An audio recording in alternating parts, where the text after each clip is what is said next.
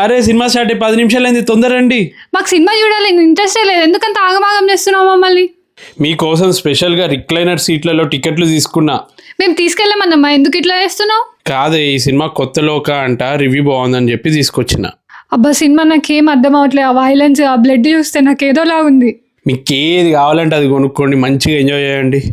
ఇంత over action చేస్తున్నావు అంటే నాకు ఎక్కడో తేడాగా ఉంది. మనుషమా, నువ్వు పాప్కార్న్ తీసుకో, చికెన్ పులావ్ కూడా ఉంది ఈడ. నేను కాఫీ తీసుకుంటా. నీకు ఫ్రెంచ్ ఫ్రైస్ ఇస్తాం కదా, అది కూడా తీసుకో. అరే మళ్ళీ సినిమా స్టార్ట్ అయింది, లేట్ వస్తారు ప్రతిసారి. వస్తున్నాం ఆగు. మీరు తినండి, నిద్ర వస్తే పడుకోండి. అరే అర్జెంట్గా ఏదో కాల్ వస్తుంది, నేను బయటికి వెళ్ళి మాట్లాడొస్తా. ఫోన్ కాల్ అని వెళ్ళావు, ఇంటర్వెల్ వెళ్ళినావు, సినిమా అయిపోయాక వచ్చావు, ఇంతసేపు మాట్లాడావా కాల్? అరే కంపెనీ నుంచి అర్జెంట్ కాల్ వచ్చేసరికి మాట్లాడుతూ ఉన్నా. కాల్ మాట్లాడాలి అని అనుకున్నాడు, ముందెందుకు కూర్చున్నావు? నీకెట్లా తెలుసే?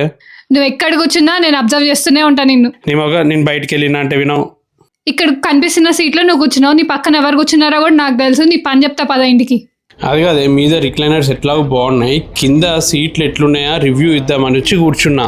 ఒకరోజు నిన్ను పాకిజాని ఇద్దరిని కలిపి తంతా చూడు. మీ అమ్మది నిజంగా గద్దెకళ్ళు, ఎక్కడో వెనకాల కూర్చొని ముందు ఏం జరుగుతుందో చూస్తుంది. నీ సెల్ ఫోన్, పర్సు, స్కూటీ నేను తీసుకొని వెళ్ళిపోతున్నా, నువ్వు నడుచుకుంటా ఇంటికి వచ్చేసాయి.